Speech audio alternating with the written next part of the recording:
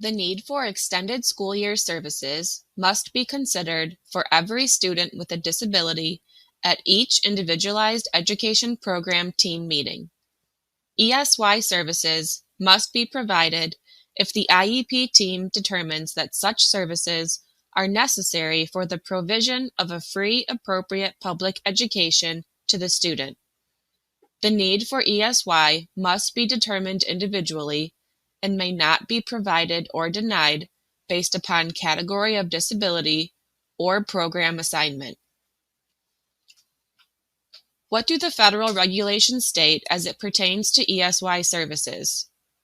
The term extended school year services means that special education and related services are provided to a child with a disability beyond the normal school year of the public agency in accordance with the child's IEP and at no cost to the parents of the child.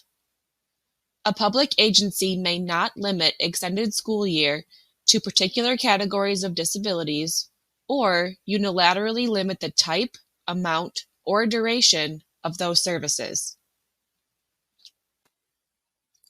There are three major areas of consideration to determine ESY. 1. Regression recoupment. 2. Nature or severity of disability. 3. Critical stage area of learning. Let's take a deeper dive into each area of consideration. Regression and recoupment is one of the areas in which a student can be determined for extended school year services. All students experience some amount of regression over the long summer vacation. For a student with a disability, the question is, will the break in instruction impact their ability to recoup critical skills identified in their IEP within a reasonable amount of time? Progress monitoring data on goals and objectives is critical when determining the need for extended school year services. This data is especially important when considering regression and recoupment. Consider these additional questions when reviewing your data to assist in determining the need for ESY services. The IEP team must consider whether the nature or severity of the student's disability requires highly structured or consistent programming without substantial breaks in service in order to make progress on the identified goal areas of concern. If a student requires more consistent and highly structured programming techniques due to the severity of the disability, the student may be more vulnerable to the loss of essential skills when the school program is interrupted. A student with severe disabilities may revert to lower functioning levels or exhibit more behaviors which interfere with learning after a long break in programming. A student's mental, emotional, or physical health, or the chronic nature of his or her disability may also indicate the need for ESY services in order to maintain skills that otherwise would be lost and not recovered in a reasonable amount of time.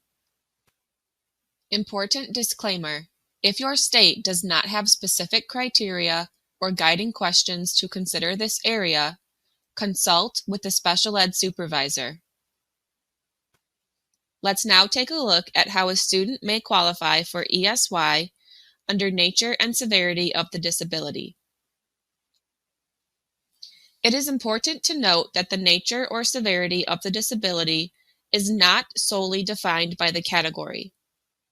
The IEP team must consider the significance of the impact the disability is having on the student's educational growth and performance.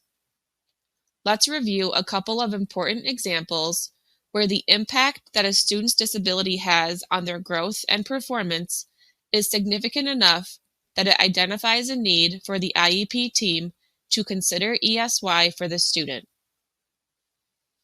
Example 1. An IEP team might consider the need for ESY services for a student identified under the category of speech and language impairment with significant language delays that would be further and greatly impacted by a break in instruction. Example 2. An IEP team might consider the need for ESY services for a student identified under the category of orthopedic impairment who does not receive physical therapy during a break in instruction, as this may result in progressive muscle weakness. Let's now take a look at how a student may qualify for ESY under critical stage area of learning. First, it's important to define critical stage area of learning. Learning must occur without delay, and learning the skill in the identified goal area of concern will enhance the student's ability to function independently. For example, very young students with significant disabilities may require ESY services to prevent loss of critical language, behavior, or self-help skills that they learned during the school year.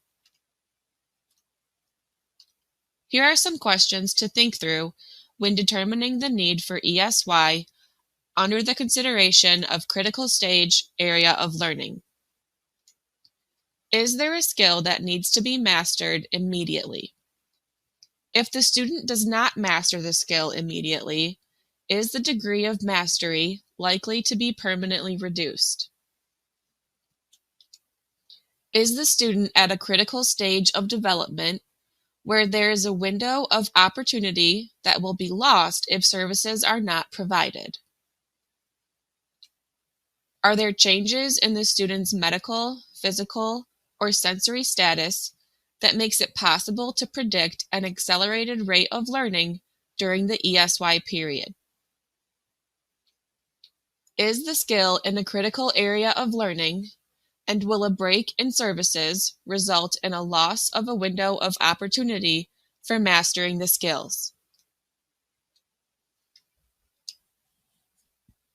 Progress monitoring data collection is a vital component of determining ESY.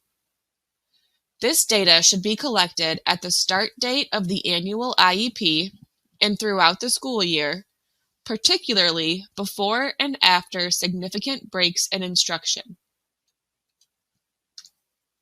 The type of ESY services are based on the identified goal or goal areas within the current IEP for which you have progress monitored to determine a need.